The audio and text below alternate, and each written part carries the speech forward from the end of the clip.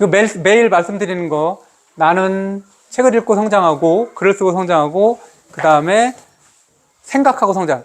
책 읽고, 글 쓰고, 생각하는 거 이 세 가지죠. 배움에서 가장 중요한 거. 그래서 이렇게 써봤어요. 지난번까지는 이렇게 드렸잖아요. 근데 이거에서 조금 더, 좀 더 강한 자극제가 되라고. 나는 10분 이상 책을 읽었다. 이렇게 확인해 보시라는 거예요. 본인들이 확인하셔야 돼. 나는 10분, 아이들도 그래요. 나는 10분이 어려워. 그럼 5분이라도 상관없어요. 나는 오늘 10분 이상 책을 읽었다. 동그라미 치는 것만이 직관적이지 않다. 그러면 좀 더 직관적으로 한번 나를 아직 체크해 보시라는 거죠. 나는 오늘 10분 이상 책을 읽었다. 이게 1분이고 10분이고 1시간은 중요하지 않다 그랬잖아요. 1분이 계속 반복되면 어느 순간에 1분이 지루해지고 1분이 아무것도 아닌 때가 와요. 그러면 자동으로 5분이 되고 10분이 되고 1시간이 된다니까요. 그 시간은 중요하지 않아요. 매일 요것들을 하고 체크해 보라는 거죠.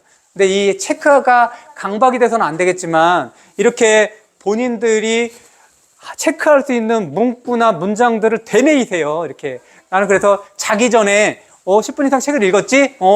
되게 좋아요. 자기 전에. 그 다음에 나는 오늘 10분 이상 글을 썼다. 내용이 아무거나 상관없다 그랬죠. 일기도 상관없고 이것도 가능하다 그랬죠. 나는 정말 쓰기 싫었더라. 오늘 같은 날 진짜 내가 이 글을 왜 써야 되는지 모르겠다라는 글을 써도 된다 그랬잖아요. 상관없다고. 쓰는 게 되게 중요해요. 아이들에게도 실제로 아이들은 읽는 것 자체가, 초등학교에서는 읽는 것 자체가 상당히 중요한 거니까 읽는 습관을 들이는 게 되게 중요합니다. 그리고 글을 쓰는 거, 아이는 생활문을 쓰는 게 되게 중요하고, 책을 읽었어요. 그럼 독후감 쓰는 것들 꼭 이런 거 있잖아요. 줄거리야, 그리고 실질적으로 너의 느낌 뭐야, 이렇게 가지 안 와도 된다라는 거예요. 그러면 아이는 되게 버거워해요. 그 책을 읽고 그 책에 맞는 방향으로 내 생각을 쓴다라는 건 되게 어렵잖아요.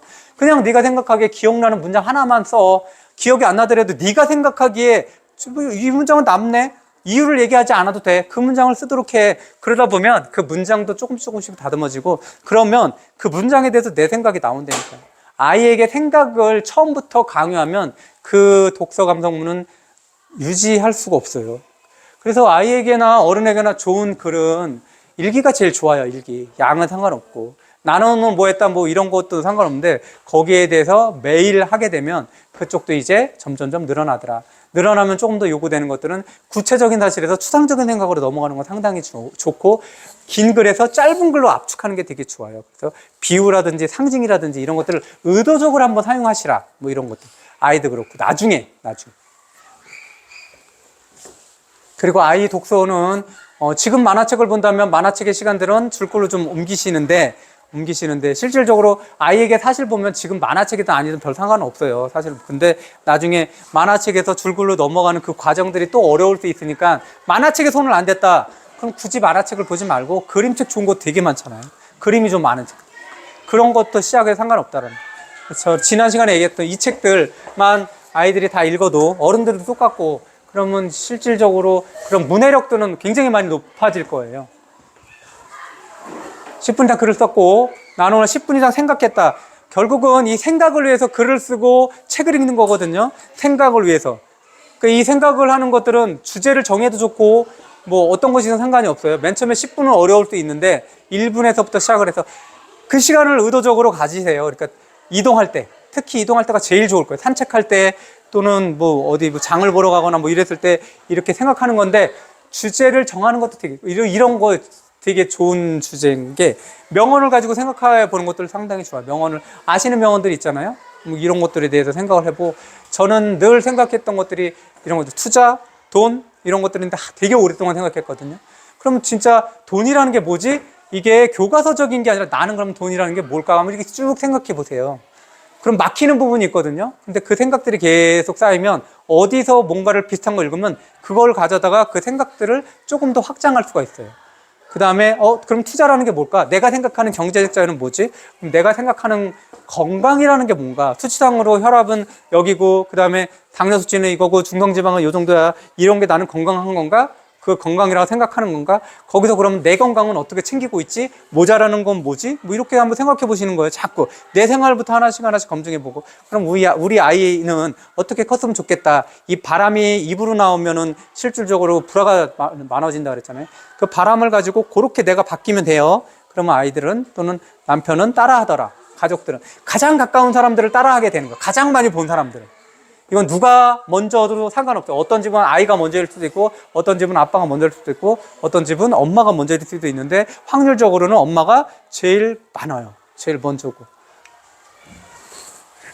그래서 지금은 이렇게 읽고 쓰고 생각하는 것에 대해서 했다, 10분 이상 했다라는 것들을 스스로 왜 제가 아까 이렇게 썼냐면, 이거는 어디 쓰지 않아도 머릿속에 금방 이해가 되고 암기되잖아요. 이 세 가지만 체크하시라는 거. 나는 오늘 10분 이상 글을 썼다. 나는 오늘 10분 이상 책을 읽었다. 나는 오늘 10분 이상 생각을 했다. 그 다음에 여기다가 이런 게 이제 본인들이 해당되는 게 있죠. 나는 오늘 10분 이상 다른 것들 하고 싶었던 것들, 뭐 투자 공부를 했다든지, 나는 영어 공부를 했다든지, 내가 원하는 뭔가를, 나는 오늘 10분 이상 기도를 했다든지, 뭐 이런 본인들에게 맞는 무언가가 있다라는 거죠. 그런 것들을 늘려나가라는 거죠.